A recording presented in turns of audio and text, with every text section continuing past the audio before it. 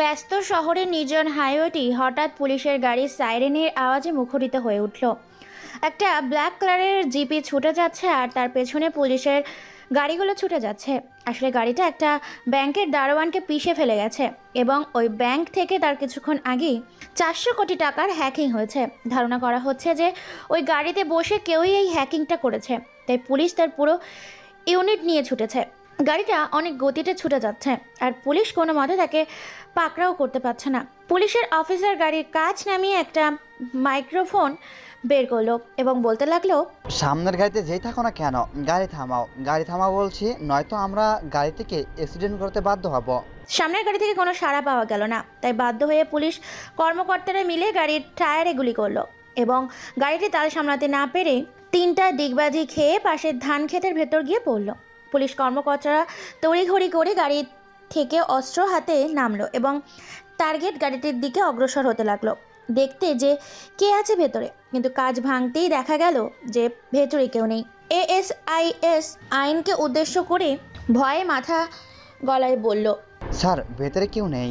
এটা শুনে এসআই আফসাদ অবাক গলায় বললেন, হোয়াট আর ইউ জোকিং? গাড়িটা চলছিল আর ভেতরে কেউ নেই, এটা কিভাবে সম্ভব? আশেপাশে খুঁজে দেখো, কেউ না কেউ নিশ্চয় আছে। পুলিশ ইউনিট খুঁজতে লাগলো কিন্তু ব্যর্থ হলো, কাউকেই পাওয়া গেল না। পুলিশের জেলা প্রধান ফোন দিল ডিউটি অফিসারকে। হ্যালো আফসাদ। জি স্যার, বলুন। কাউকে ট্রেস করতে পেরেছ? জি না স্যার, আমরা গাড়িটার পিছু পিছু এসেছিলাম কিন্তু ভেতরে কেউ নেই। নিশ্চয়ই পালিয়েছে বেটা। সেটাও হতে পারে। আচ্ছা স্যার, আমি খুঁজে দেখছি। এই কথা বলে অফিসার ফোন কেটে দিল। ফোন কেটে দিতে দেখে একজন কনস্টেবল এগিয়ে আসলো এবং বলতে লাগলো, স্যার একটা কথা বলে। বলো।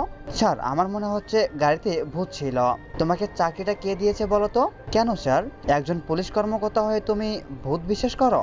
না করে উপায় আছে স্যার। আপনি ভেবে দেখুন, জায়গাটা জনমানব শূন্য আর এখানে একটা গাড়ি অ্যাক্সিডেন্ট করলো।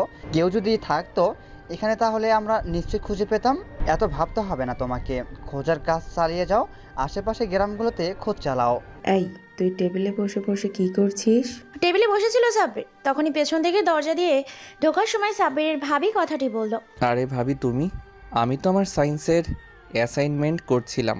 সায়েন্স অ্যাসাইনমেন্ট কম্পিউটারে? আরে ভাবি, তুমিও না যেটা বোঝো না সেটা নিয়ে কেন কথা বলো বুঝি না। তুমি আর্টস নিয়ে পড়াশোনা করেছো, তুমি কি বুঝবে সায়েন্সওয়ালাদের প্যারা? বুঝতে হবে না, অনেক রাত হয়েছে, ঘুমোতে যাও এখন। ভাবি চলে গেল। সাব্বির দরজাটা লক করে দেয়। টেবিলের সাইডে ব্যাগের নিচ থেকে ল্যাপটপটা বের করলো সাব্বির।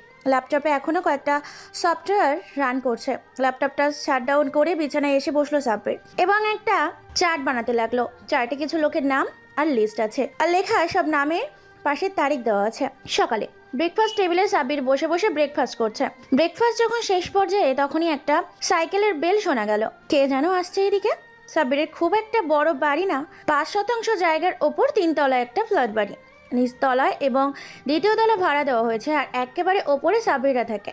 সাব্বিরের ভাই ভাবি, সাব্বিরের ভাইয়ের ছেলে রিশান, আর সাব্বিরের আর কেউ নেই। গেটে রাতুল কড়া নাড়ছে আর ডাকছে, এই সাব্বির, দরজা খোল। সাব্বিরের ভাবি দরজা খুলে দেয় এবং রাতুল ভেতরে এসে বসে। রাতুলকে দেখে সাব্বিরের ভাবি খাওয়ার কথা জিজ্ঞেস করলে রাতুল বলে সে খেয়ে এসেছে। সাব্বির খাওয়া শেষ হলে সাব্বির বের হয় বাসা থেকে ক্লাবের উদ্দেশ্যে। এখন সাব্বিরের সম্বন্ধে একটু বলে নিই। সাব্বির এবার ক্লাস 10-এ পড়ে, সায়েন্স নিয়ে। সাব্বিরের ভাই একটা কেমিক্যাল কোম্পানির মালিক, যেটা সাব্বিরের বাবারই ছিল, কিন্তু একটা দুর্ঘটনায় তারা মারা যায়। তারপর থেকে সাব্বিরের ভাই সবটা দেখাশোনা করে। আর জানতে হবে না, বাকিটা পরে জানবেন। স্কুলে ঢুকেই সাব্বির স্কুলের ভেতরে ব্যাগটা রেখে বাইরে আসে এবং বাইরের এক লোকের কাছ থেকে একটা খবরের কাগজ কিনে এবং স্কুলের মাঠে একটা বেঞ্চে বসে বসে পড়তে লাগে।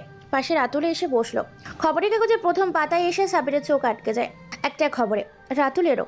রাতুল সাব্বিরের দিকে তাকাচ্ছে আর সাব্বির রাতুলের দিকে তাকাচ্ছে। সাব্বির আর রাতুলের চোখ খবরের কাগজে আটকে গিয়েছিল। খবরের কাগজে লেখা ছিল যে ভুতুড়ে হ্যাকারের আক্রমণে অতিষ্ঠ শহর। গতকাল রাতে হ্যাক করা হয় আমাদের শহরের সবচেয়ে বড় ব্যাংক। ব্যাংকটির মোট 8 জন মানুষের অ্যাকাউন্ট থেকে 50 কোটি টাকা করে 400 কোটি টাকা হ্যাক করা হয়েছে। পুলিশ সন্দেহের জেরে একটা গাড়িকে ধাওয়া করে। জানা যায় গাড়িতে কেউই ছিল না। তাহলে গাড়িতে কে চালাচ্ছিল, ভূত না মানুষ? এইটা আমাদের শহরের ব্যাংক না? আমাদের শহরেরই ব্যাংক এটা, কিন্তু হ্যাকারের বিষয়টা একটু ঘোলাটে লাগছে। এটা কি হ্যাকারের কাজ না কোনো ভূত টুত? আরে বেটা, ভূত কি কম্পিউটার চালাতে পারে নাকি? আমি কি জানি, আজ পর্যন্ত কোনো দিন শুনিনি যে ভূতে কম্পিউটার চালায়। ভূতকে গাড়ি চালাতে দেখেছি, তাও আবার ছবিতে। সেটা তো আমিও দেখেছি। আমার না অনেক শখ একজন বড় মাপের হ্যাকার হব এবং মানুষের উপকার করব। হ্যাকার হওয়া মুখের কথা না, সাইবার ওয়ার্ল্ডে টিকে থাকতে দম লাগে, দম। আর কি কি লাগে? অনেক পরিশ্রম, দক্ষতা, নিজেকে লুকিয়ে রাখার ক্ষমতা আর একটুখানি ইচ্ছা ভালো কাজ করার। ব্যাস, তুইও হতে পারবি, কিন্তু হ্যাকিং জগতের অনেক ডার্ক সাইড আছে, সেসব থেকে নিজেকে দূরে রেখে চলতে হয়। সাব্বির একদমই পুরোটা পড়ল। আচ্ছা, এত সুন্দর সুন্দর কথা বললি, কিন্তু তুই এসব জানিস কিভাবে? রাতুল ভ্রুকোচকে জিজ্ঞেস করলো। আরে আমি কিভাবে জানি মানে? সেটাই তো, তুই কিভাবে জানিস? আমি ওই দিন একটা আর্টিকেল পড়েছিলাম হ্যাকিং নিয়ে, ওইখান থেকে জানতে পেরেছি। ব্যাস এতটুকুই, আর কিছু না। সাব্বির একটা মুচকি হাসি দিল। ও আচ্ছা, আমিও তো ভাবলাম তুই নিজেই কত বড় হ্যাকার টাকার। হব বেটা, আমি কই আর কই হ্যাকার, আমার মতো জোকার হবে হ্যাকার? হবি হবি, তুই যেগুলো আমাকে বললি সেগুলো নিজেকে বল, তুইও হতে পারবি। সাব্বিরের কপালে হালকা চিন্তার ভাঁজ পড়ে। হ্যাঁ হ্যাঁ, আমিও হ্যাকার হব, হ্যাকার দ্য জোকার, হা হা হা। এইসব কথা বলতে বলতে স্কুলের বেল বেজে গেল। সাব্বির আর রাতুল দ্রুত পায়ে স্কুলের দিকে অগ্রসর হতে লাগলো। ক্লাসে ঢুকে সাব্বির আর রাতুল ওদের বেঞ্চে বসে পড়লো। স্যার চলে আসলো এবং ক্লাস নিতে শুরু করলো। আজ ক্লাসটা সাব্বিরের চোখ কেমন যেন ফাঁকা ফাঁকা লাগছে। হ্যাঁ, সাব্বির যা ভেবেছে তাই। আজকে ক্লাসে দুটো মেয়ে আসেনি যাদের সাব্বির গতকাল দেখেছিল। সাব্বির এসব চিন্তা বাদ দিয়ে পড়াশোনায় মনোযোগ দিল। সব ক্লাস শেষ, স্কুল ছুটি দিবে। এখন বিকাল প্রায় 4:30, একটু পরে সন্ধ্যা হয়ে যাবে। সাব্বির ক্লাস থেকে বেরিয়ে সাইকেল নিয়ে যেই গেট দিয়ে বেরোবে তখনই রাতুল পেছন থেকে ডাক দিল। এই বেটা, আমাকে ফেলে চলে যাচ্ছিস কেন? দোস্ত, বাসায় কাজ আছে তাই যাচ্ছিলাম আর কি। তোর কিসের এত কাজ বাসায় যে সন্ধ্যার আগেই বাসায় ঢুকে যাস? আমার আবার কিসের কাজ? আসলে বাড়িতে রাত নামার আগেই ঢুকে যাই তো প্রতিদিন, তাই অভ্যাস হয়ে গেছে। ও আচ্ছা, তাহলে চল একসাথে, তুই তোর বাসায় ঢুকে যাস আর আমি আমার বাসায় চলে যাব। আচ্ছা চল। সাব্বির আর রাতুল যার যার বাড়িতে যাওয়ার পর রাত প্রায় 11টা বাজে। পুলিশ কন্ট্রোল রুমে একটি ফোন আসে। হ্যালো, পুলিশ কন্ট্রোল রুম থেকে কে বলছেন? কিলার মেশিন। আরে আজব তো, কিসের মেশিন আর কী সব বলছেন? হোটেল ব্লু সান, রুম নাম্বার 167-তে যান। কন্ট্রোল রুমের অফিসের সঙ্গে সঙ্গে পুলিশ পাঠায় সেই জায়গাতে। রুমের ভেতর থেকে কোনো আওয়াজ আসছে না। পুলিশ দরজা ভেঙে ভেতরে ঢোকে এবং একটি বীভৎস দৃশ্য দেখতে পায়, যা দেখে কয়েকজন মহিলা পুলিশ সেখানে অজ্ঞান হয়ে যায়। পুলিশের সবার চোখে ভয় ও আতঙ্ক। রুমের বেডের উপর একটা লাশ রাখা। লাশ বললে ভুল হবে, লাশের কোনো অংশই তার শরীরের সাথে যুক্ত নেই। শরীর থেকে এমনভাবে কাটা হয়েছে যেন কোনো কষায় মাংস কেটেছে। মাথাটি সবার সামনে রেখে, যার থেকে চোখগুলো বেরিয়ে আছে আর জিহ্বাটা সামনে কেটে রাখা আছে। গালে দুই পাশে লেখা ইটস ওকে, তার পাশে একটা স্মাইলি দেওয়া। পা দুটো আর অংশগুলো ফ্যানের সাথে ঝুলিয়ে রাখা আছে, আর তার পাশে বড় করে লেখা psycho is on the game, don't try to stop, always is you stop. Psycho তার খেলায় আছে, থামাতে এসো না, নিজেই থেমে যাবে। লাশটির পোস্টমর্টমের জন্য পাঠানো হলো। পুলিশ কর্মকর্তা এই কেস আর তার আগের রাতের হ্যাকিং দুটো নিয়ে অনেক চাপে আছে। মিডিয়া আর পলিটিশিয়ানরা অনেক চাপ দিচ্ছে পুলিশদের। গোয়েন্দা সিআইডি ও নেমে পড়েছে, কিন্তু কোনো ক্লু পাচ্ছে না। না কোনো সিসিটিভি ফুটেজ, না কোনো ফিঙ্গারপ্রিন্ট, না ভিকটিম, মারার কোনো মোটিভ। তাহলে কে করছে এগুলো? সকালে সাব্বির খাবার টেবিলে বসে আছে, তখন ভাবির রুটি আর মাংসের তরকারি বেড়ে দিল। সাব্বির রুটি আর তরকারি খেতে লাগলো। আহ, কিরে, কি হয়েছে? ব্যথা পেয়েছিস নাকি? রাব্বি সাব্বিরের বড় ভাই। আরে না, কালকে একটা সায়েন্স প্রজেক্ট বানাচ্ছিলাম, তখন হাত কেটে গেছিল একটু। আরে আরে, কতখানি কেটে গেছে? আর বলছো তেমন কিছু না, মনে হচ্ছে কোনো ধারালো ছুরি দিয়ে কেটে গেছে। আরে ভাবি, তুমিও না প্রজেক্টে ছুরি ব্যবহার করেছি, আর হাত কাটতে পারে না? কাটতেই পারে, দেখি দাও, ব্যান্ডেজ করে দিচ্ছি। আচ্ছা দাও ভাবি। কোনো মতে খাবার খেয়ে সাব্বির উঠে ছাদে যায় ল্যাপটপ নিয়ে। আজ স্কুল নেই, এক সপ্তাহ বন্ধ স্কুল। ল্যাপটপে কিছু কাজ করছিল, তখনই ওর ফোনে একটা ফোন আসে। রাতুল ফোন দিয়েছে। দোস্ত, আমি একটা বিপদে পড়েছি, তুই এক্ষুনি পুলিশ স্টেশনে যা, পুলিশ নিয়ে আয় আমাদের বাসার পাশের জঙ্গলে। রাতুলের হঠাৎ এমন কথায় সাব্বির একটু চিন্তায় পড়ে যায়। কি হয়েছে সেটা বলো। হয়েছে অনেক কিছুই। আমি একটা হরর ফটোগ্রাফার জন্য আমাদের বাড়ির জঙ্গলে এসেছিলাম। এখানে একটা ডাক বাংলোয় ঢুকে পড়েছিলাম, কিন্তু আমি জানতাম না এখানে দস্যুরা আস্তানা গড়েছে। ওরা পুরো বাড়িটাকে সিসিটিভি দিয়ে ঘিরে রেখেছে। এতক্ষণে হয়তো জেনে গেছে যে আমি এখানে আছি। তুই কিছু একটা কর, আমি পালাতেও পারছি না। আচ্ছা আমি দেখছি। বলেই সাব্বির ফোন কেটে দেয়। দস্যুরা বসে বসে সিসিটিভি ফুটেজ দেখছিল। তখনই ওরা ক্যামেরায় রাতুলকে দেখতে পায়। ওরা হয়তো ভেবেছিল যে রাতুল চলে যাবে, কিন্তু রাতুল ওদের মধ্যে দেখে কিছু লোকে দেখে ফেলে। রাতুল যদি এখান থেকে বেরিয়ে যায় তাহলে নিশ্চয়ই পুলিশ ডেকে আনবে, তখন ওদের ক্ষতি হবে। তাই ওরা রাতুলের খোঁজে কয়েকজনকে পাঠায়। ক্যামেরার কারণে রাতুল বেরিয়ে যেতে পারছে না, কারণ ও লুকিয়ে আছে। এখন কোথায় গেলে সবাই দেখতে পাবে, তাই চুপটি মেরে সিঁড়ির নিচে লুকিয়ে আছে। দস্যুরা ক্যামেরায় রাতুলকে দেখতে পাচ্ছে না। হঠাৎ ওদের ক্যামেরাগুলো বন্ধ হয়ে গেল। কম্পিউটারগুলোতে লেখা উঠলো, you have been hack. Sabbir রাতুলকে ফোন দিল। রাতুল, তুই এক দৌড়ে বেরিয়ে আয়, পিছনে তাকাবি না। আরে তুই আমাকে মারা দান্দা করতেছিস? তোকে বললাম পুলিশ ডাকতে, আর তুই? বাঁচতে চাইলে যেটা বলেছি সেটা কর। আমার কিছু হবে না তো? না, হবে না, ইনশাল্লাহ বেরিয়ে আয়। রাতুল সাব্বিরের কথা মতো বেরিয়ে এলো। তখনই আকাশে কয়েকটা হেলিকপ্টার দেখা গেল, আর স্পেশাল ফোর্স চলে এলো রাতুলকে গেটের বাইরে থেকে। দুজন অফিসার ধরে সরিয়ে নিল, আর ফোর্স ভেতরে ঢুকে গেল। রাতুল পরিস্থিতি বুঝে উঠতে পারছে না। হঠাৎ করে এখানে এত ফোর্স কেন? আবার হেলিকপ্টারও এসেছে সেই সাথে। এটা কি সাব্বিরের কাজ? ওদেরকে দস্যুরা হঠাৎ হেলিকপ্টারে আবাসনে কয়েকজন বেরিয়ে যেতে দেখতে পেল। আকাশে হেলিকপ্টার উঠছে। তারা যেই কিছু করতে যাবে তখনই মাথায় বন্দুকের মাথা দিয়ে বাড়ি দিয়ে মাটিতে শুইয়ে দেয় ফোর্স, আর ভেতরে ঢুকে যায়। ভেতরে গোলাগুলি হচ্ছে। গুলির আওয়াজে জঙ্গলের পাখিগুলো উড়ে যাচ্ছে। কিছুক্ষণ পর ফোর্স সবাইকে ধরে নিয়ে এলো। ওদের মধ্যে অর্ধেকের বেশিই মারা গেছে। এই ছেলে আমাদের ইনফর্ম করেছে কে? তুমি? রাতুল এখনো শকড হয়ে আছে। কি হয়েছে? সব ওর মাথার ওপর দিয়ে যাচ্ছে। অনেক ভয় পেয়েছে রাতুল। কোনো রকমে মরতে মরতে বেঁচেছে রাতুল। রাতুল মনে মনে প্রতিজ্ঞা করেছে যে আর জীবনে ওই রকম জায়গাতে আসবে না। অফিসার আবারও প্রশ্ন করলো, এই ছেলে কথা বলছো না কেন? ভয় পেয়েছো? না স্যার, আমি আপনাদের ইনফর্ম করিনি বলেই রাতুল ডুব গিলতে লাগলো। অফিসার রাতুলকে উদ্দেশ্যে পানির বোতল এগিয়ে দিল, আর রাতুল বোতলটা নিয়ে ঢক ঢক করে পানি গিলতে লাগলো। লোকাল পুলিশের ইউনিফর্ম করেছে সেনাবাহিনীর লোকেরা। পুলিশ কিছুক্ষণের ভেতরে চলে আসবে ডেড বডিগুলো নিয়ে যেতে। রাতুলকে বাসায় পৌঁছে দেওয়া হয়েছে। রাতুলের বাসার সামনে একটি মাঠে হেলিকপ্টার থেকে রাতুলকে নামিয়ে দেওয়া হলো। রাতুল নিচে নেমেই সাব্বিরকে দেখতে পেল। সাব্বির কালো হুডি পরে, সানগ্লাস পরে সাইকেল নিয়ে দাঁড়িয়ে আছে হেলিকপ্টার চলে যাবার পর। কিরে, কেমন অভিজ্ঞতা হলো? শালা তুই একটা জাতীয় বেঈমান, একটা কথাও বলবি না? তুই কিভাবে পারলি আমাকে বাঁচাতে না আসতে? আরে আমি তো তোকে বাঁচানোর ব্যবস্থা করলাম। মানে কি বলতে চাস তুই? তোর মতো একটা বাচ্চা ছেলে সেনাবাহিনীর সাথে যোগাযোগ করে আমাকে বাঁচিয়েছে? বাচ্চা বলবি না একদম। এই বাচ্চা না থাকলে আজকে গুলি খেয়ে ঝাঁঝরা হয়ে পড়ে থাকতি। কিন্তু কিভাবে করলি? আর তোর কথা ওরা বিশ্বাস করে নিল? আমাদের দেশে যা অবস্থা, পুলিশই আসে না কোনো বিপদে, আর সেনাবাহিনী চলে এসেছে। আর আজকে আমি হেলিকপ্টারে উঠলাম প্রথমবারের মতো। জাস্ট চিল মাই বয়, এখন বাড়িতে চল, আর এসব কাউকে বলবি না। আচ্ছা। সাব্বির আর রাতুল বাড়িতে আসার পর রাতুল বাসায় বসে বসে ভাবছে সাব্বিরের মধ্যে নিশ্চয়ই বিশেষ কিছু আছে, আর আমাকে সেটা খুঁজে বের করতে হবে। পরের দিন সাব্বির কালকে কিছুদিনের জন্য ওর খালাতো ভাইয়ের মেহেদি বাসায় যাবে ইংল্যান্ডে, তাই প্যাকিং করছে। হঠাৎ ফোন বেজে উঠলো। টু টু টু। হ্যালো মেহেদি, বল কি অবস্থা? আর কেমন থাকি বল, যেমনই ছিলাম তেমনই আছি। কালকেই ও আসছিস তাই না? হ্যাঁ, কালকে সকালে রওনা দেব। আচ্ছা তাহলে আয়, আর আমার জন্য তেঁতুল নিয়ে আসিস। ভাই, দেশের তেঁতুলের তুলনা হয় না।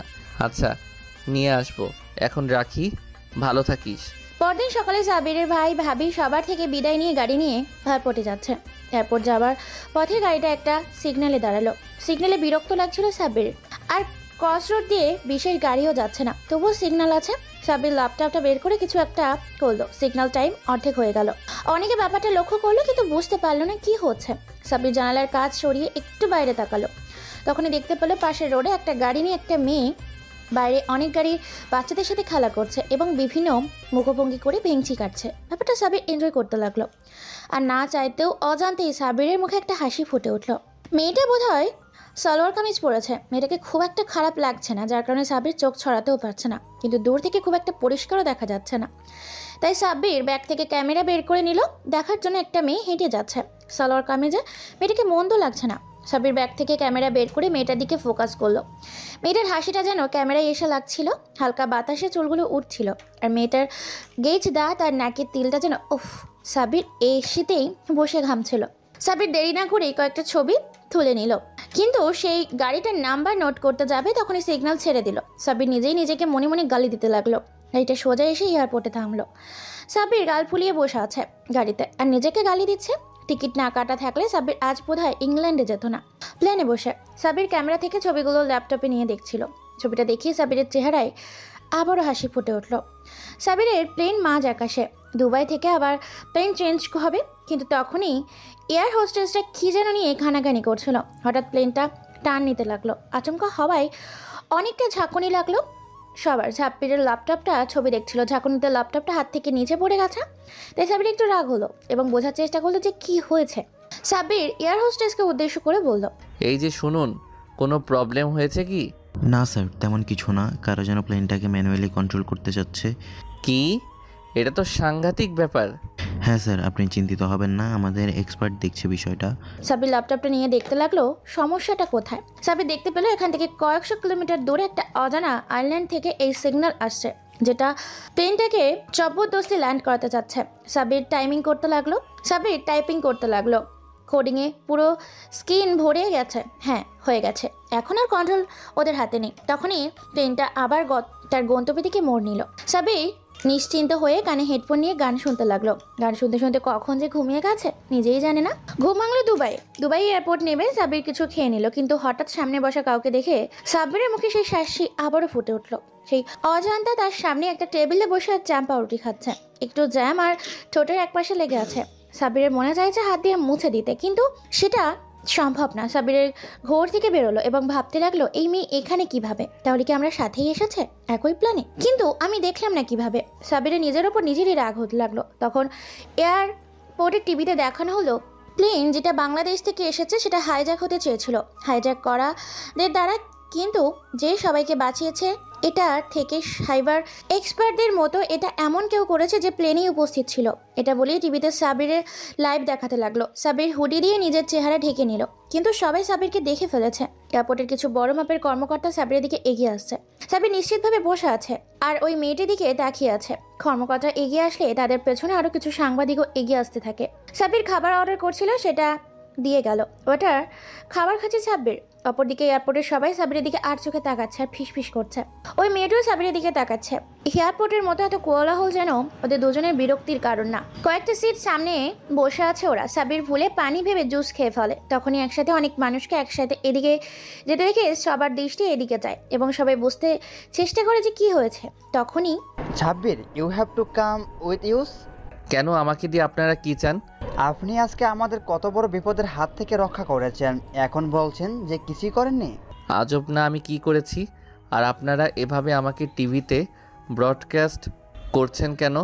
আরে আমি করেছিটা কি সেটা তো বুঝতে পারছি না। দেখুন, আপনাকে বিরক্ত করা আমাদের কোনো উদ্দেশ্য না। আমরা শুধু আপনাকে একটু সম্মানিত করতে চাই। আমার কোনো সম্মাননার প্রয়োজন নেই। আর আপনারা কিসের ভিত্তিতে ভাবছেন যে এটা আমি করেছি? কোনো ব্যক্তির প্রয়োজন নেই স্যার, আপনি প্রথম ব্যক্তি যে জানতে চেয়েছিলেন কি সমস্যা হয়েছে এবং জানতে পেরেছিলেন। আর আপনি জানতে পারার পরই আপনি নিজের ল্যাপটপ বের করে কি যেন করলেন এবং একটু পরেই প্লেন আমাদের কন্ট্রোলে চলে আসলো। আমি চাই না আপনারা আমাকে বিরক্ত করুন। আর আমার কোনো সম্মাননার প্রয়োজন নেই। যদি আপনাদের মনে হয় থাকে যে আমি কিছু করেছি আপনাদের জন্য, তাহলে দোয়া করবেন, ব্যাস এতটুকুই। এই কথা বলার সাথে সাথেই ওনারা চলে গেলেন। সাব্বির এখনও ওখানেই বসে আছে আর সবাই ওকে এলিয়েনের মতো দেখছে, যেন ভিন গ্রহের প্রাণী পৃথিবীতে অবনত হয়েছে। প্লেন ছাড়ার সময় হয়ে গেছে। সাব্বির বসা থেকে উঠলো, উঠে চারিপাশে তাকালো, কি যেন খুঁজছে। হ্যাঁ, সাব্বির ওই মেয়েটি কি খুঁজছে। সাব্বির খুঁজতে খুঁজতে প্লেনে গিয়ে বসলো। প্লেনে ওর পাশের সিটেই কারোর হাসির আওয়াজ, সেদিকে তাকালো। কি মিষ্টি হাসি মেয়েটার, যেরকম সুন্দর শোনায় তেমনই মেয়েটির ঠোঁট বাঁকানো হাসির নেশায় পড়ে গেল সাব্বির। প্লেন ইংল্যান্ডের উদ্দেশ্যে রওনা করলো। সাব্বির প্লেনে পুরোটার সময় মেয়েটার দিকেই তাকিয়েছিল। যতই দেখে তবুও মন ভরে না। সাব্বির অনেকবার চেষ্টা করেও মেয়েটির সাথে কথা বলার সাহস জুগিয়ে উঠতে পারছে না। ছেলেটা এমনই হয়, চ্যাট করতে গিয়ে যতই বকবক করুক না কেন, যখন তার ভালোবাসার মানুষটা সামনে দাঁড়িয়ে থাকে আর সুযোগ থাকে নিজের ভালোবাসা প্রকাশের, তখন সাহসে খুলে উঠতে পারছে না। সাব্বিরের অবস্থা ঠিক তেমনই। প্লেন ইংল্যান্ডের এয়ারপোর্টে ল্যান্ড করলো এবং সাব্বির চলে গেল ওর খালাতো ভাইয়ের বাসায়। কি ভাবছেন যে ওর প্রেয়সীকে ফলো করলো না কেন, সেটা পরে বলে। সাব্বিরের খালু একজন টপ ক্লাস চকলেট ব্যবসায়ী, ইংল্যান্ডের ব্যাপক নামডাক আছে। বাড়িতে পৌঁছালো সাব্বির এবং ভেতরে ঢুকলো। বড় আঙিনা হেঁটে বাড়ির সদর দরজায় যেতে একটু সময় লাগলো। গেটে বেল বাজাতে লাগলো সাব্বির, কিন্তু কেউ খুলছে না। সাব্বির আরও কয়েকবার বাজালো, কিন্তু কেউ খুললো না। সাব্বির বাড়ির পাশের একটা টেলিফোন বুথ থেকে মেহেদিকে ফোন করলো। কয়েকবার বেল বাজার পর মেহেদি ফোন ধরলো। হ্যালো, কে বলছেন? আমি সাব্বির, তুই কই? আর বাড়িতে কেউ নেই? সরি রে, আব্বুকে কে যেন গুলি করেছে। আমরা হসপিটালে। কি, খালু হাসপাতালে? হ্যাঁ, আমরা সিটি হসপিটালে আছি, তুই এখানেই চলে আয়। আচ্ছা ওয়েট, আমি আসতেছি। সাব্বির হসপিটাল যাবার পর খালুকে দেখে অনেক মর্মাহত হলো সাব্বির, কারণ অনেক বাজেভাবেই আঘাত করা হয়েছে খালুকে। সাব্বির কারণ জানতে চাইলে বলে যে লোকাল মাফিয়ার কাজ। সাব্বির সবটা শুনে অনেক চটে যায়। মেহেদি সাব্বিরকে শান্ত করে। রাতে ইংল্যান্ডের একটি 50 তলা বিল্ডিংয়ের ওপর কয়েকটা হেলিকপ্টার উঠছে।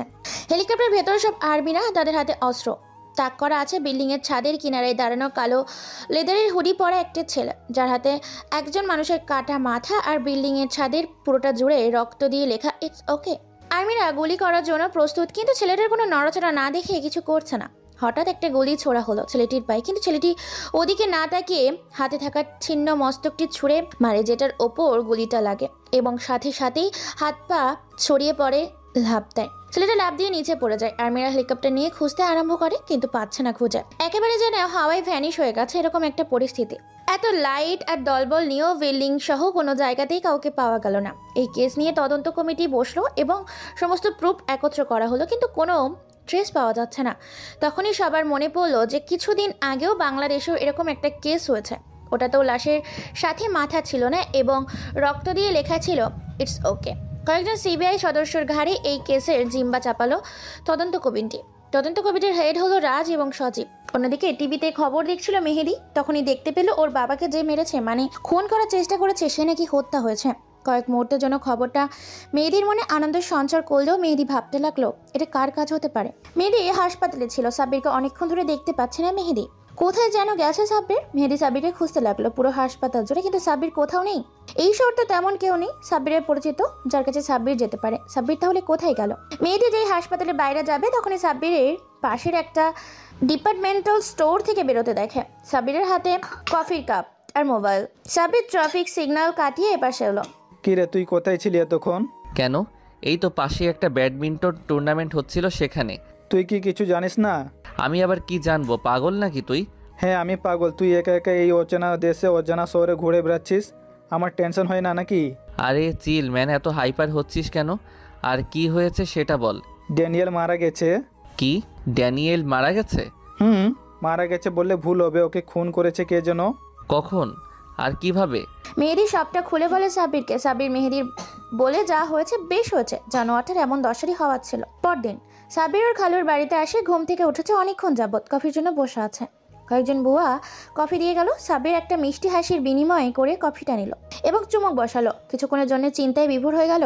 মেহেদিও কফি হাতে এসে বসে পড়লো এবং সাব্বিরকে চিন্তিত দেখে বলে উঠল, কি রে, তুই এমন ভাব নিয়ে কোন চিন্তায় বিভোর হয়ে আছিস? তেমন কিছু না, এমনি ভাবছিলাম খালু বাড়িতে ফিরবেন কবে।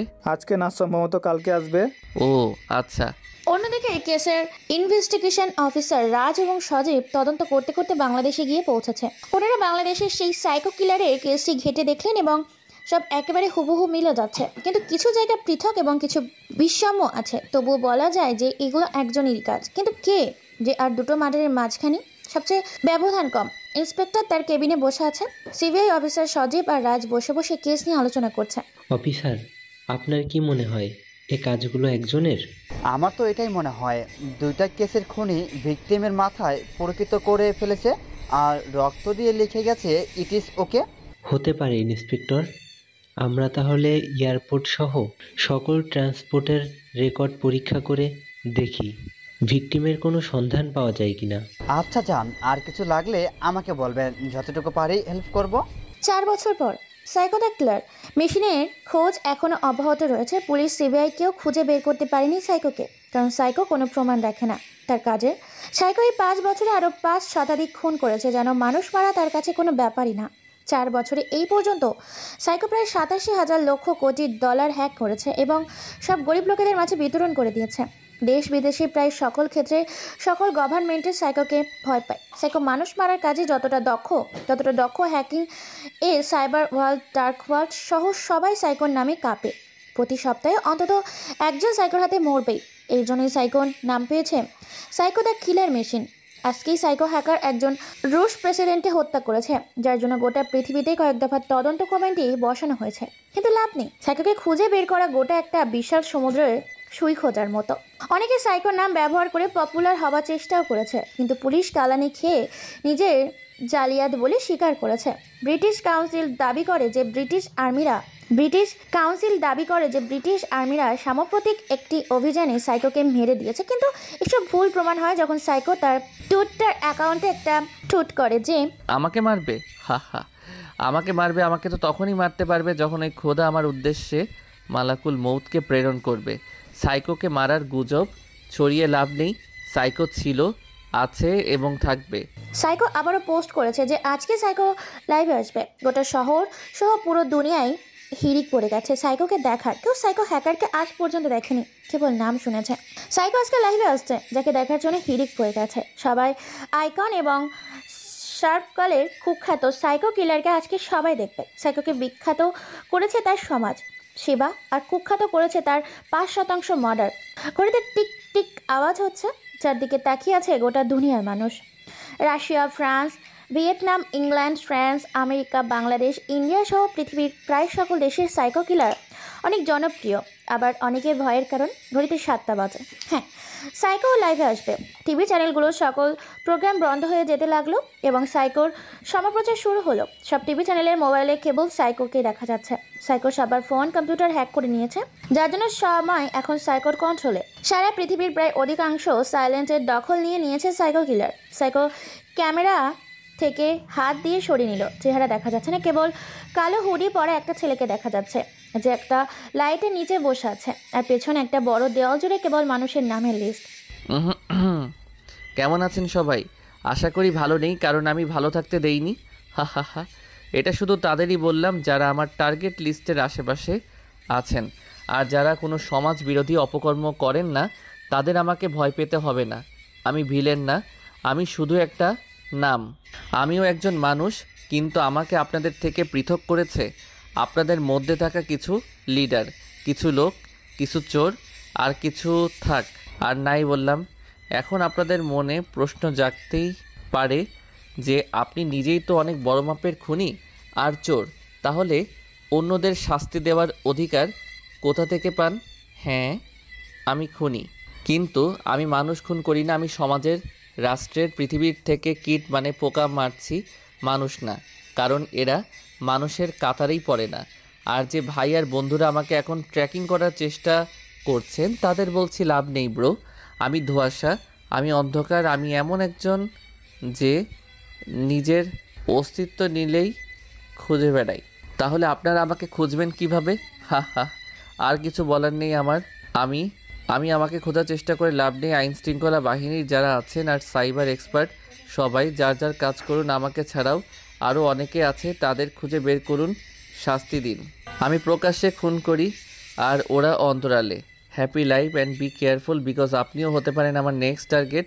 এই বলে সাইকো সবার কম্পিউটারে ফোন, স্যাটেলাইট অ্যাক্সেস ছেড়ে দিল। সকল টেলিভিশনে কেবল এখন সাইকো কিলারকে নিয়ে নিউজ প্রচার হচ্ছে।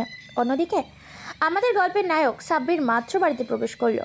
বড় ভাই অফিসে আছে আর ভাবি সাহেবা টিভিতে সিরিয়াল দেখছে। সাব্বির 1 পা 2 পা করে বাড়িতে ঢুকছে। ভাবির নজর এড়িয়ে হঠাৎ কিসে যেন সাব্বিরের পা পড়ে আর কটকট শব্দ হয়। ভাবি টিড়ি ছিঁড়ে ঘুরে তাকায়, সাব্বির যেন সারা চেহারা লাল হয়ে আছে। এমন একটা পরিস্থিতি, সাব্বির এক রাত করে বাড়িতে ঢুকেছে আর অন্যদিকে ভাবি তাকিয়ে আছে সিরিয়াস মুড নিয়ে। হঠাৎ সাব্বিরের ভাবি হেসে মাটিতে গড়াগড়ি করতে লাগলো। সাব্বির পরিস্থিতি বুঝতে পারলো না। ভাবি যেভাবে কান টেনে ছিঁড়ে ফেলার কথা সেখানে হাসছে কেন ভেবে অন্তরাত্মা কেঁপে উঠছে। ভিতর তুটে ধরলো নাকি ভাবিকে ভেবে সাব্বির গায়ে লোম দাঁড়িয়ে গেল।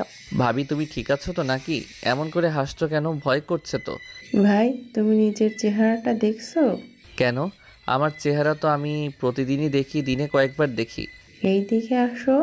সাব্বির 1 পা 2 পা করে ভাবির কাছে গেল। ভাবি সোফা থেকে ফোনটা নিয়ে ক্যামেরা অন করলো এবং একটা ছবি তুললো এবং আবার হাসতে লাগলো। এটা দেখো। সাব্বির কৌতূহল নিয়ে ফোনটা হাতে নিল এবং ছবিটা চোখ দিল এবং নিজের চেহারা দেখে এক দৌড়ে রুমে ঢুকলো। বাচ্চাদের মতো হেসেই চলেছে ভাবি, যেন আজকে সবাই হেসে নিবে। সাবির ঘরে গিয়ে আয়নার সামনে দাঁড়ালো। আয়নাতে নিজেকে দেখে বরাবরের মতো অবাক হলো, কারণ আজ সে সেম ঘটনা ঘটেছে। ঠোঁটে, মুখে, গালে, কপালে সর্বাঙ্গ লিপস্টিকের দাগ, কিন্তু কিভাবে এলো সে জানে না।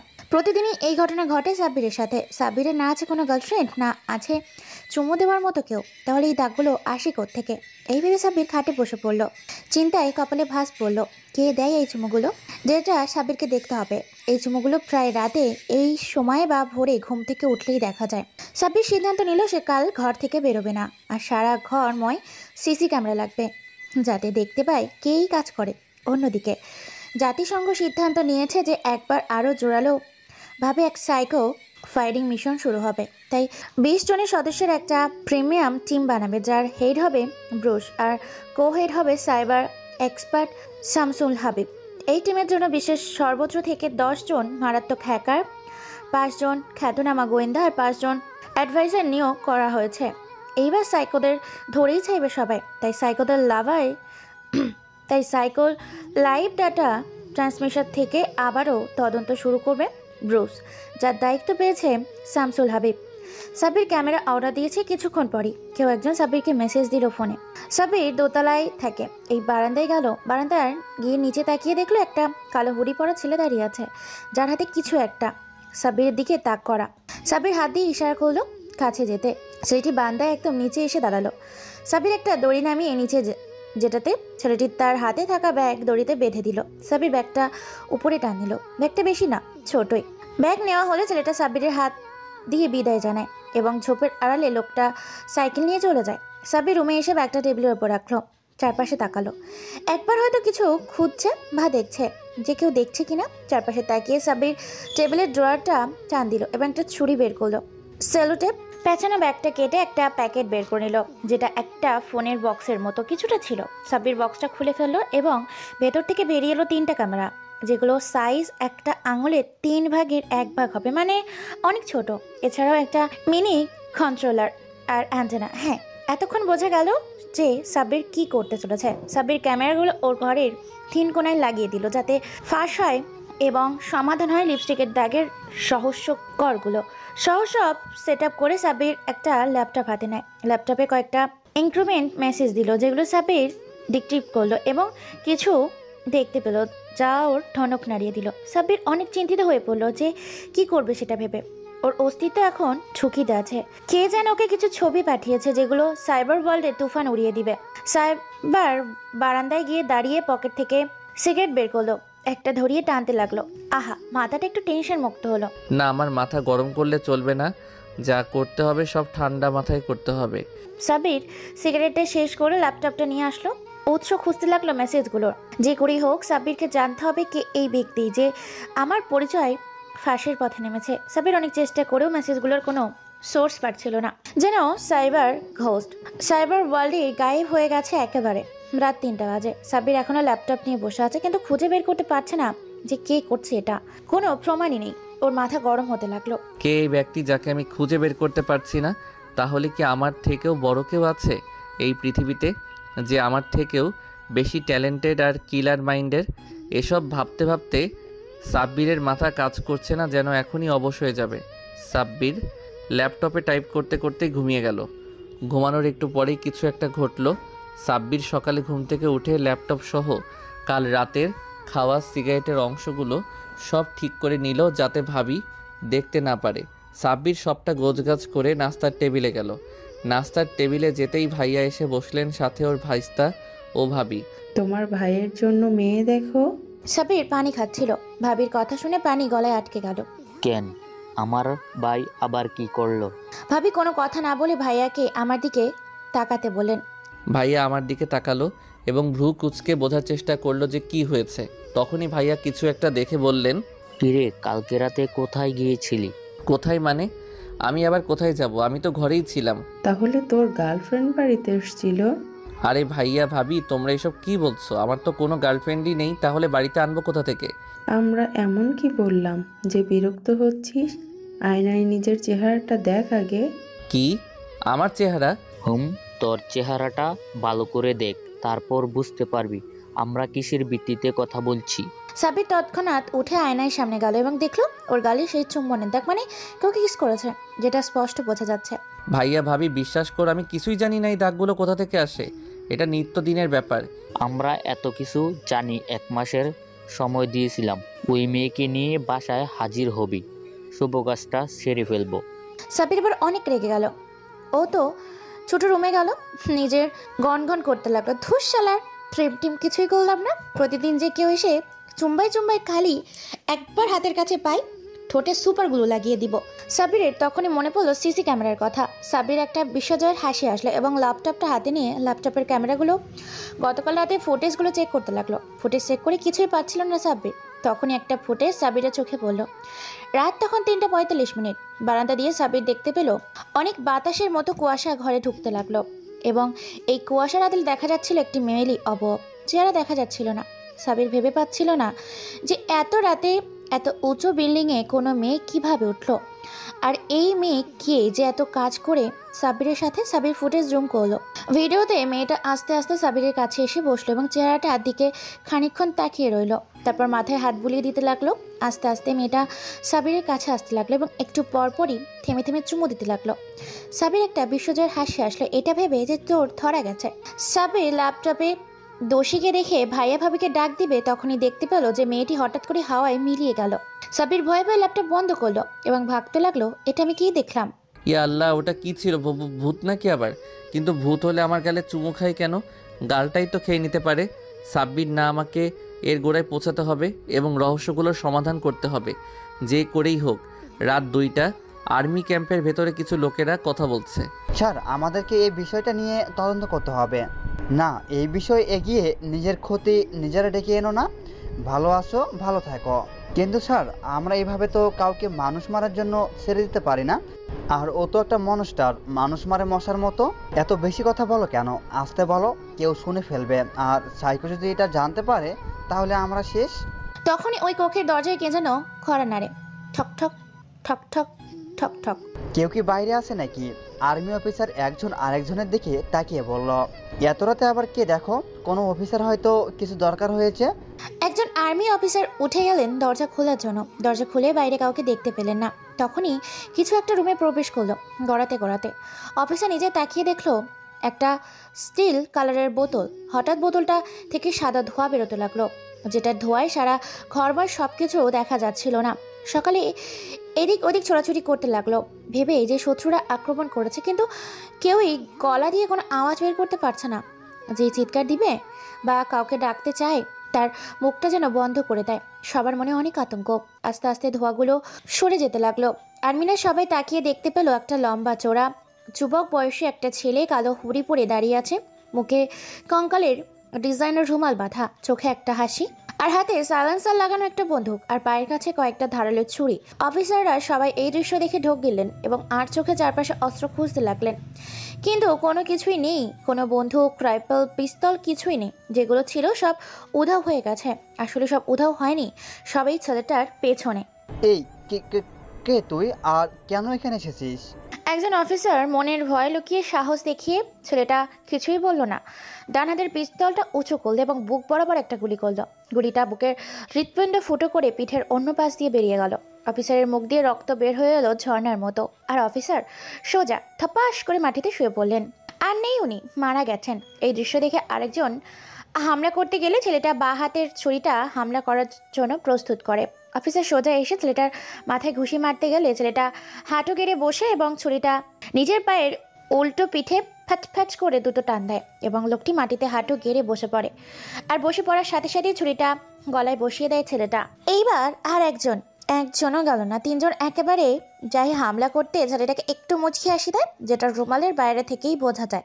ছেলেগুলো সব ভয় পেয়ে যায় এবং থেমে যায়। এই কে রে ভাই তুই, আর আমাদের মারছিস কেন? ছেলেটা আস্তে করে ফিসফিসিয়ে বলল। সাইকো। এটা শোনার পর যারা বেঁচে ছিল তারা চোখ যেন কোটর থেকে বেরিয়ে আসার উপক্রম, ভয়ে সবার কলেজে শুকিয়ে যাবার উপক্রম।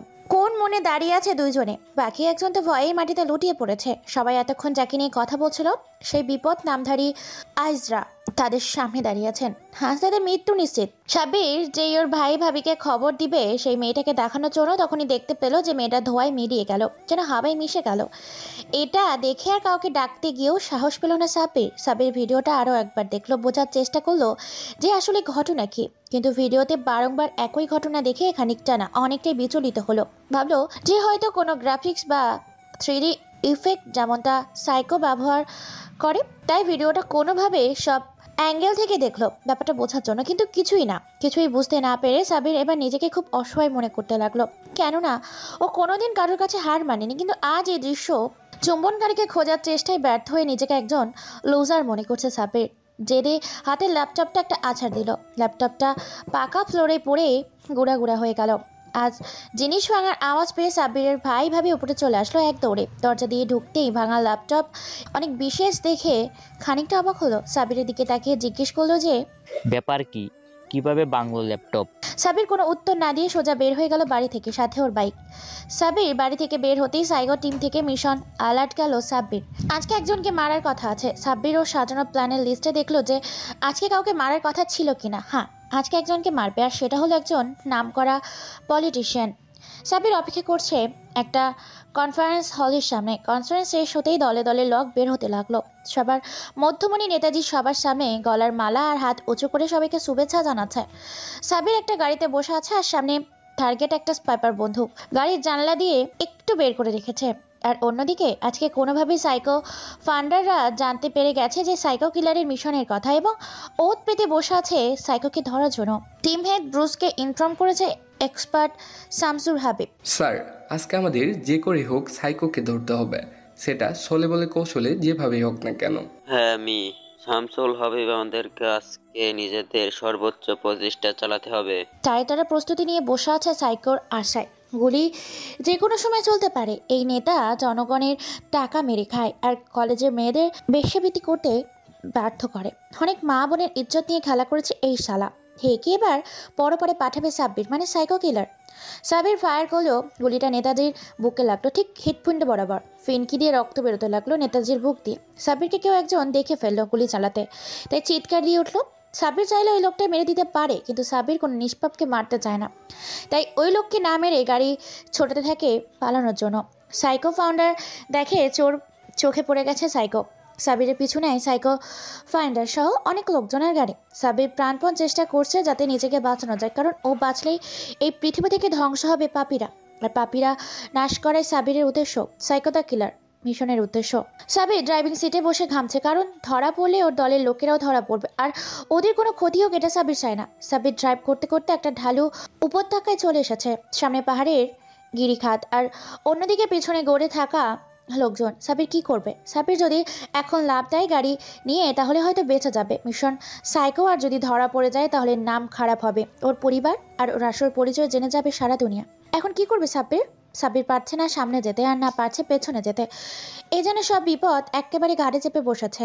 আজ বোধহয় আর বাড়ি ফেরা হবে না সাব্বিরের, কারণ সাব্বিরের পেছনে ফিরবে না, বরং মৃত্যুকে বরণ করার জন্য পাহাড় থেকে ঝাঁপিয়ে পড়বে। গাড়ি ছুটছে প্রচণ্ড গতিতে, যেন মৃত্যু তর্স হয়েছে না সাব্বিরের। সাব্বির আজ বিপাকে, কারণ যদি ধরা পড়ে যায় তাহলে সাইকো মিশন অপূর্ণ থেকে যাবে। সাব্বিরের ইচ্ছা থাকুক বা না থাকুক, জোরপূর্বক বিভিন্ন ইঞ্জেকশন দিয়ে সব সত্য কথা বের করে নেবে সাইকো ফাউন্ডাররা। সাব্বিরের গাড়িটা পাহাড়ের গিরিধার থেকে প্রায় মিটার 50 দূরে হবে। সাব্বির চোখ দুটো বন্ধ করে নিল আর মনে মনে আল্লাহকে স্মরণ করে নিল, সেই সাথে ভাইয়া ভাবি সেই নীলাঞ্জনাকে, মানে এয়ারপোর্টের মেয়েটিকে হয়েছিল সেটা আপনারা জানেন না, আশা করি পরবর্তীতে জানবেন। সাব্বির ভয়েস মেসেজ অন করে সারা পৃথিবীর সবাইকে নিকটে একটা মেসেজ পৌঁছে দিল। সাইকো কোনো মানুষ না যে মরবে, সাইকো একটি ব্যাধি যেটি জন্ম নেয় কিছু মানুষ নামের জানোয়ারদের কারণে। আজ আমি মরছি না, যদিও মরি অমর হয়ে থাকবো আপনাদের কাছে, গোটা পৃথিবীর কাছে। আর আমার শত্রুরা শান্তির নিঃশ্বাস ফেলো না, কারণ সাইকো কখনো মরবে না। এই মেসেজটি সেন্ড হবার সাথে সাথে গাড়িটা চায়ের একটা গুলি লাগলো, যেগুলো ছোড়া হচ্ছিল পেছনের গাড়িগুলো থেকে। সাব্বির আর গাড়িকে নিজের আয়ত্তে রাখতে পারলো না, ছেড়ে দিল সব, সরিয়ে নিল স্টায়ারিংয়ের হুইল। হাত গাড়িটা পাহাড়ের উঁচু ঢিক থেকে জাম্প করার মতো পাহাড়ের পাদদেশে পতিত হতে লাগলো। সাইকো ফাউন্ডাররা ওখানে এসে জিনিসটা একেবারে আশা করেনি। ওনারা গাড়ি থেকে নেমে নিচে তাকাতেই দেখতে পেল গাড়িটা দুমড়ে মুচড়ে নিচে পড়েছে, আগুন জলজল করছে। পড়েছে তো পড়েছে, যেন কোনো শেষ নেই। শিট ম্যান, আমরা আজকে আবার সাইকোকে মিস করলাম, আর জীবনেও পাবো না সাইকোকে। ব্রুস প্রচন্ড রেগে গিয়ে গাড়ির দরজায় লাথি মারে। স্যার, আমাদের হঠাৎ এভাবে আক্রমণ করাটা ঠিক হয়নি। প্ল্যানিং করে সবটা করা উচিত ছিল, কারণ আমরা ভুলে গিয়েছিলাম সে অন্য সাধারণ কোনো অপরাধীদের মতো না। এ হলো সাইকো দ্য কিলার, যার রক্তের প্রতিটা কণিতে একটা করে ছোট ব্রেন বিদ্যমান। শামসুর পিস্তল হাতে পাহাড়ের নিচে তাকিয়ে উপরের কথাটি বলল। হ্যাঁ, তুমি ঠিক বলছো, কিন্তু সাইকোর মার্ডারের একটা রিপোর্ট তো বানাতে পারি এখন। সেটা কিভাবে স্যার? আমরা তো সাইকোর ব্যাপারটা আগামাথা কোনো কিছুই জানি না।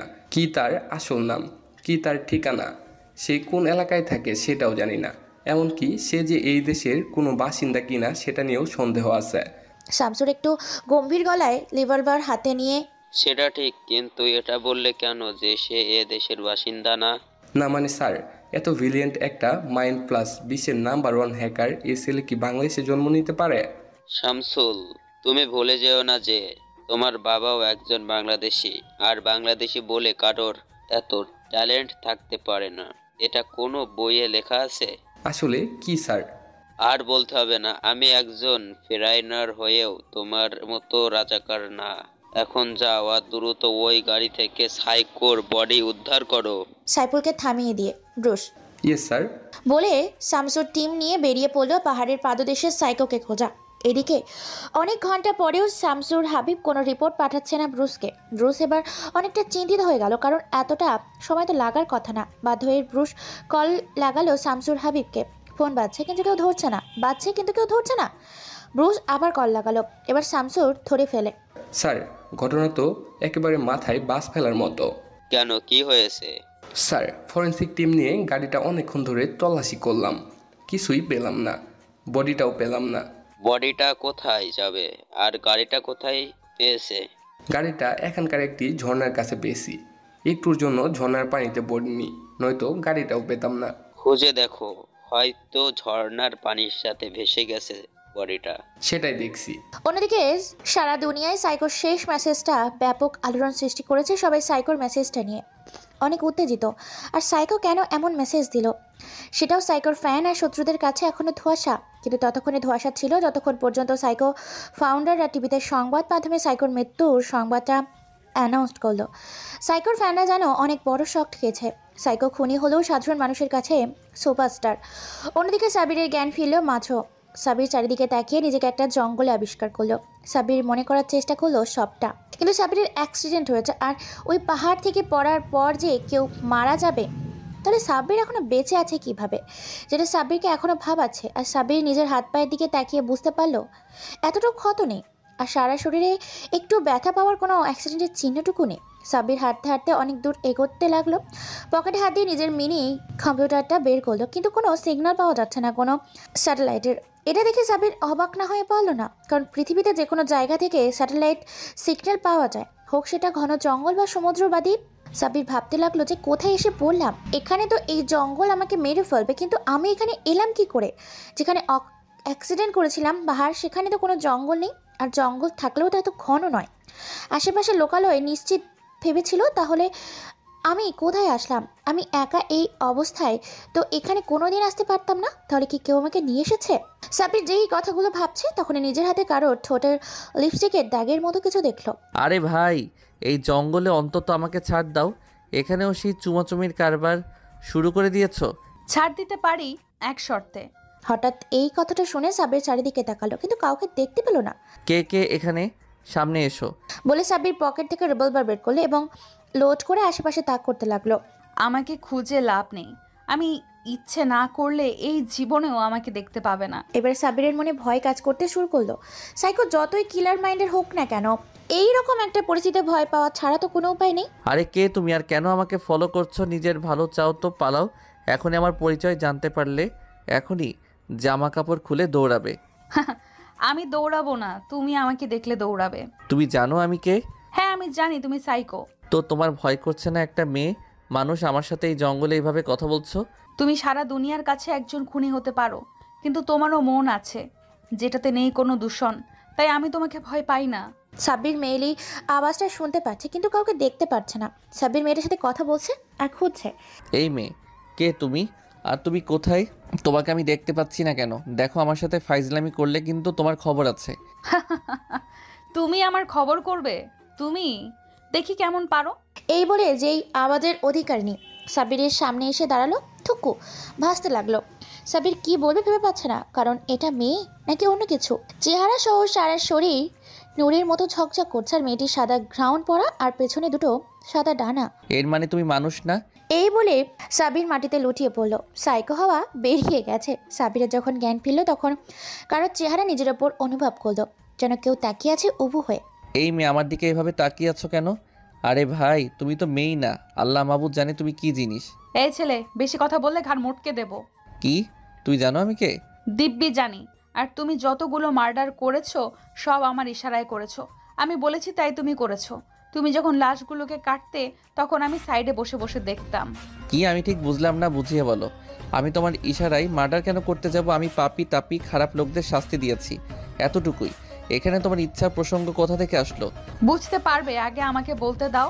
পুরোটা বুঝতে গেলে তোমাকে আরো 15 বছর আগে যেতে হবে, মানে ফ্ল্যাশব্যাকে যেতে হবে। আমি বলছি তুমি শোনো। আর আমার নাম হলো আমিরা। সাব্বির, তুমি জানো তোমার বাবা মায়ের আসল পরিচয়? হ্যাঁ, এটা জানি যে আব্বু একজন কেমিস্ট ছিলেন আর আম্মু হালকা পাতলা জানতেন। না, তুমি ভুল জানো। তোমার আব্বু আর আম্মু রাশিয়ার দুইজন নামকরা জেনেটিক্যাল ইঞ্জিনিয়ার ছিলেন। আর তোমার আব্বু ছিলেন একজন হাফ ব্লাডেড, মানে অর্ধেক মানুষ আর অর্ধেক এঞ্জেল।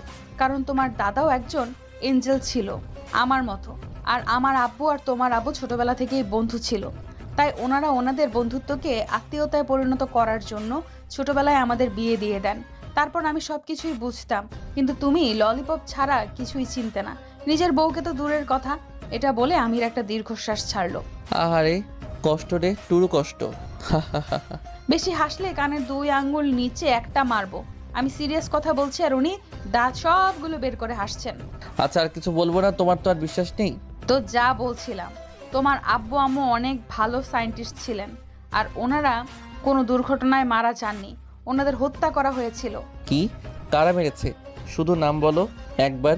এক একটা এমন ভাই মারবো যেন মৃত্যু ওদের দেখে ভয় পায়। সাব্বির, শান্ত হও। রেগে গিয়ে লাভ নেই, কারণ কেউই বেঁচে নেই। সবাইকে তুমি মেরে দিয়েছো, মানে আমি তোমাকে দিয়ে তাদের মারিয়েছি। কি? হ্যাঁ, তুমি এতদিন যাদের যাদের মেরেছো সবাই তোমার বাবা মায়ের মৃত্যুর জন্য কোনো না কোনোভাবে দায়ী। কিন্তু ওনারা আমার বাবা মাকে কেন মারলো? কি দোষ ছিল তাদের? তাহলে শোনো, তোমার বাবা মায়ের কোনো দোষ ছিল না, দোষ তো তাদের ছিল। কারণ তারা সবাই জেনেটিক্যাল ইঞ্জিনিয়ারিংয়ের খারাপ ব্যবহার করে বিভিন্ন মানুষ আর পশুকে নিয়ে আলাদা প্রাণী বানাতো। আর এটাই শেষ না, ওরা আমাদের একজনকে, মানে একজন এঞ্জেলকে কিভাবে যেন ধরে ফেলে আর তাকে মেরেও ফেলে। মেরে ফেলার পর ওই এঞ্জেলের লাশ থেকে তারা বিভিন্ন স্যাম্পল কালেক্ট করে আমাদের মতো হতে চেয়েছিল, কিন্তু তারা জানতো না যে তোমার বাবাও একজন এঞ্জেল। তাই তারা ওই স্যাম্পলগুলোকে তোমার বাবার কাছে টেস্ট করার জন্য পাঠায়, আর তোমার আব্বু সেটা ধরে ফেলে আর তাদেরকে মানা করে দেয়। আর এটাও বলে দেয় যে ওরা যে বেআইনি পদ্ধতি অবলম্বন করে ক্লোনিং করার চেষ্টা করছে সেটা সবাইকে জানিয়ে দেবে। তাই ওই দিন ল্যাবে আগুন লাগিয়ে দেয়, আর আমি অনেকক্ষণ পর সেটা জানতে পারি। আর সেখানে গিয়ে দেখি তোমার আব্বু আর আম্মু মারা গেছে আর তুমি সাইডে বেহুশ হয়ে পড়ে আছো। আমি তখন অনেক ছোট ছিলাম, তবুও অনেক কষ্ট করে তোমাকে উদ্ধার করি। এর মানে তুমি আমার জীবন বাঁচিয়েছো? তোমার জীবন বাঁচাইনি, আমার স্বামীর জীবন বাঁচিয়েছি। তুমি তো আমার স্ত্রী, তাই না? হ্যাঁ, অবশ্যই। কোনো সন্দেহ আছে? তাহলে আমাকে না জানিয়ে প্রতিদিন আমায় কিস করে যেতে কেন? সেটা তোমাকে বলবো কেন? আমার স্বামীকে আমি চুমু দেই, জড়িয়ে ধরি, আদর করি, সেটা আমার ব্যাপার। আইসে স্বামী স্বামী করতে। আমি একটু ভাব নিয়ে বললাম, আমিরা, আমাদের দুনিয়ার খবর কি এখন? সবাই জানে যে সাইকো মানে তুমি মারা গেছো। ও, তাহলে তো বাড়িতে যাওয়াই যায়। যাওয়া যায়, কিন্তু আমাকে রেখে যেতে পারবে না। গেলে আমাকেও নিয়ে যেতে হবে। আমি বাচ্চাদের মতো মুখ বানিয়ে বললাম কথাটি। আরে বাচ্চাদের মতো কাঁদে কেন? আমি তোমাকে নিয়েই যাব। আগে গাছ থেকে নামো আর মানুষের মতো হও। সাবিরের কথা মতো আমিরা গাছ থেকে নেমে যায় আর নিজের পাখাগুলো ভেতরে ঢুকিয়ে নেয়। এখন ঠিক আছে? ঠিক আছে। তো বাড়িতে যাবে কিভাবে, হেঁটে না উড়ে? তোমার মতো পরি বউ থাকতে কি হেঁটে যাওয়া যায়? চলো উড়ে উড়ে। জো হুকুম মেরা স্বামী। খালি স্বামী স্বামী করো আর 3 মাইল দূরে দাঁড়িয়ে থাকো, বুঝি না। তুমি আমার বউ নাকি অন্য কারোর? এই ব্যাপার বলে আমিরা সাবিরের একেবারে সামনে এসে দাঁড়ায়, যেন একজনের নিঃশ্বাস আরেকজন শুনতে পাচ্ছে। এভাবে কাছে এসো না, খারাপ কিছু হয়ে যাব। খারাপ কি হবে? তুমি আমার স্বামী, আমি তোমার বউ, যা হবে ভালোই হবে। ও মা, তাই নাকি? আচ্ছা দেখা যাবে, এখন বাসায় চলো। আমিরা সাবিরকে জড়িয়ে ধরলো আর উড়ে যেতে লাগলো সাবিরের বাসার সামনে। বাড়ির বেল বাজাচ্ছে সাবির। কে আসলো আবার? দরজা খুলে।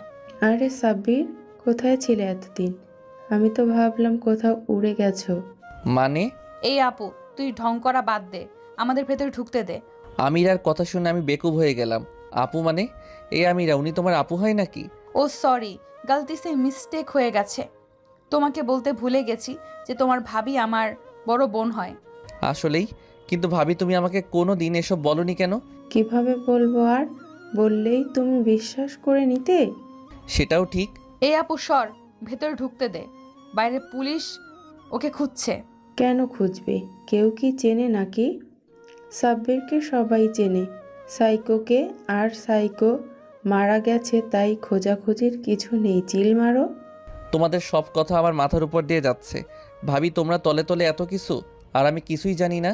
জানুনি তো কি হয়েছে? জানুনি তো কি হয়েছে? আমরা তো জানতাম, আর এখন তুমিও জানো, কিন্তু তোমার ভাইয়া জানে না, আর কোনোদিন জানবেও না। আচ্ছা ভাবি, বাদ দাও। এই যে আমার বউ আমিরা, তুমি তো জানোই, আর কি বলবো। আমি ভেতরে গেলাম, আমি প্রচুর ক্লান্ত, আর ভাইয়াকে কিভাবে ম্যানেজ করবা এটা তোমার ব্যাপার। এই সাব্বির, আমাকে রেখে চলে যাবা? কোথায় যাব? ওপরে তলায় যাচ্ছি, তোমার যেতে মন চাইলে তুমিও আসো। আমি যাব না, এটা কোনো কথা? আমি ওপরে ঘুমাতে গেলাম আর আমিরা আমার সাথে, আমি বিছানায় পড়তে ঘুমিয়ে গেলাম অন্যদিকে। শামসু, ব্যাপারটা আমার মাথায় ঢুকছে না। সবাই কোথায় গেল? স্যার, এটা তো সারা দুনিয়ার মানুষের কথা। সবাই সাইকার লাশ দেখতে চাইছে, কিন্তু সাইকাকে আমরা কোথায় পাবো? সাইকো মারা গেছে এটা আমরা জানি, কিন্তু লাশ ছাড়া কিভাবে প্রুভ করব? একটা কাজ করো, একটা বেওয়ারিশ লাশ এনে পুড়িয়ে সবাইকে দেখিয়ে দাও। এত প্রেশার আর মাথায় যাচ্ছে না। ওকে স্যার, ঠিক আছে। এই ঘটনার 3 বছর পর সাবির এখন একটা সফটওয়্যার কোম্পানির মালিক, আর আমিরা এক বাচ্চার মা। মানে সাবিরের একটা ছেলে হয়েছে, আর তার নাম রাখা হয়েছে আহিল। অন্যদিকে আজকে সাইবার ওয়ার্ল্ডে একটা মেসেজ আবার সবাইকে ভাবাচ্ছে। সেটি হলো সাইকো কোনো মানুষ না যে মরবে। সাইকো একটা চিন্তা ভাবনা, যার কোনো মৃত্যু নেই। এতদিন পর সাইকোর চিন্তা ভাবনা এবং সবার মধ্যে আতঙ্ক ছড়িয়ে গেছে সাইক্লোনটা শুনে। এতদিন পর মানুষের মধ্যে আবার কৌতূহল শুরু হয়েছে অপরাধীদের মধ্যে ভয়ঙ্কর এক আতঙ্ক। সবার মনে একটাই আতঙ্ক, একটাই ভয়। সাইবার ওয়ার্ল্ডে হঠাৎ করে এমন মেসেজ দেখে সাইফুল এবার ব্রুসের কাছে গিয়ে ভরে ওঠে। ভাই, 3 বছর পর আবারও সাইবার ওয়ার্ল্ডে নতুন করে একটা মেসেজ এসেছে। মেসেজটা এই ছিল, সাইকা কোনো মানুষ না যে মরবে, সাইকা একটু চিন্তা ভাবনায় যার কোনো মৃত্যু নেই। শামসুলের মুখে এরকম কথা শুনে রীতিমতো ব্রুস একটা ভয় পেয়ে যায়। ব্রুস ভয়ে তার গলা শুকিয়ে গেছে। হঠাৎ করে 3 বছর পর সাইকো নামটা কেমন যেন এক আতঙ্ক ছড়িয়ে দিয়েছে পুরো শহর জুড়ে। সাইবার ওয়ার্ল্ডের সাইবার সিকিউরিটিতে যারা নিমন্ত্রণকারী, তারা ভয়ে ও আতঙ্কে তাদের কলিজার পানি শুকিয়ে গেছে। ব্রুস বলে ওঠে এবার, এটা কি করে সম্ভব? 3 বছর পর হঠাৎ করে সাইকো নামটা কি করে এই নেট দুনিয়ার ভেসে আসতে পারে? ভাই, আমি নিজেও জানি না, আমরা কেউ বুঝতে পারতেছি না। আমার তো মনে হচ্ছে সাইকা মরেনি, বরং বেঁচে আছে।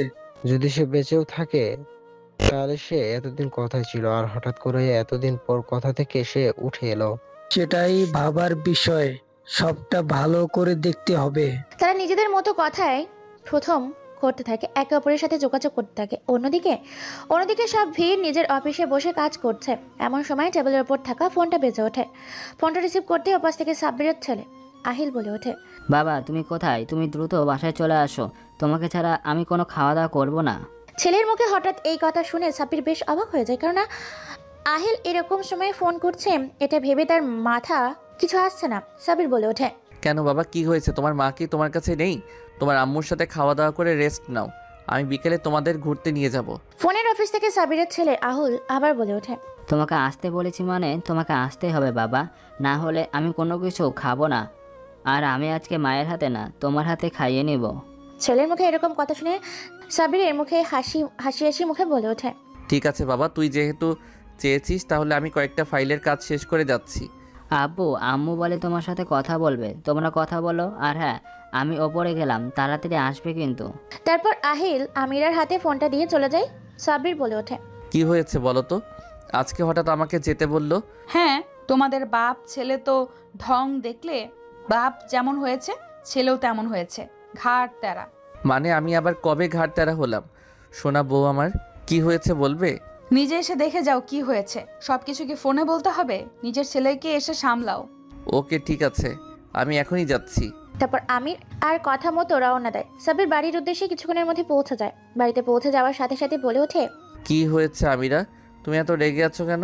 কোন দিন জানি আমি পাগল হয়ে যাই তোমাদের বাপ ছেলের জ্বালায়, পুরো পাগল হতে বসেছি আমি। লক্ষ্মী বউ আমার, তুমি আমার উপরে রাগ কেন দেখাচ্ছ? আমি আবার কি করলাম? তোমার ছেলের বোন লাগবে। সাবির তো এই কথা শুনে রীতিমতো অবাক হয়ে যায়, ভয়ও পেয়ে যায় আর বলে ওঠে, আচ্ছা আইন এখন কোথায় গেছে? তোকে নিয়ে আসো এখানে, আমি ওর সাথে কথা বলছি। তারপর আমিরা আর কোনো কথা না বলে আহিলকে ড্রয়িং রুমে নিয়ে আসে আর বলে ওঠে, বাবা তুমি এসেছো, আমার একটা বোন লাগবে। সবার বোন আছে, আমার বোন নেই কেন? আমার একটা বোন লাগবে, তাও আবার আজকে, এখনই, না হলে আমি কোনো কিছু খাওয়া দাওয়া করবো না। বাবা তোর বোন আসতে তো প্রায় 10 মাস 10 দিন সময় লাগবে। না, আমার আজকে লাগবে। এক চড়ে সব দাঁত ফেলে দিব, বাবা যেটা বলেছেন সেটাই হবে। কিন্তু বোনকে পেতে হলে তো বাবা একটু সময় দিতে হবে, তাই না? ঠিক আছে, আমার বোনকে তোমরা এনে দিও। আরে বুঝে শুনে খাওয়া দাওয়া করে অফিসে চলে যায়। সাবির রাতে খাওয়া দাওয়া করে রুমের ভেতর নাইট ড্রেস পরে খাটে উপরে শুয়ে আছে। আমিরা এমন সময় সাবিরকে বলে ওঠে, তুমি কি ভুলে গেলে আমাদের ছেলে আইল তার সামনের বার্থডে তার বোনকে গিফট হয়েছে? তো আমি এখন কি করব? এখন তো তার জন্য তার বোনকে আনতে যেতে হবে। আমি কি মানা করেছি? নিয়ে আসো গিয়ে। ওকে, তাহলে তো কষ্ট করতেই হবে। কথা বলে দুই ঠোঁট এক করে দেয়। আমি না নিজেকে চালানোর চেষ্টা করছি কিন্তু পারছি না। সাবির আকারে ধরেছে তার ঠোঁট। সাবিরের সাথে পেরে উঠতে না পেরে নিজেই রেসপন্স করতে থাকে। অন্যদিকে এখনো খুঁজে বেড়াচ্ছে সাইকোকে, কিন্তু সাইকো কোথায় আছে কেউ জানে না। ছাই করা আতঙ্ক সব জায়গায় ছড়িয়ে পড়েছে। এইদিকে ধীরে ধীরে বাসুর ঘরে যেমন নতুন বউ একে অপরকে আঁকলে নেয়, ঠিক একইভাবে ধীরে ধীরে সাগরের সমতলে সাব্বির আর আমিরা হারিয়ে যেতে থাকে আহিলের জন্য নতুন বোন নিয়ে আসার জন্য। আহিলের বোন নিয়ে আসার জন্য কঠিন পরিশ্রম করতে থাকে এই নির্জন নিস্তব্ধ গভীর রাতে সাবির আর আমিরা আহিলের জন্য বোনই আসুক এবং আহিলের জন্মদিনে তাকে যেন তার বোন গিফট দিতে পারে, এই আশা কামনা করে গল্পটা এখানে শেষ করে দিলাম। সমাপ্ত।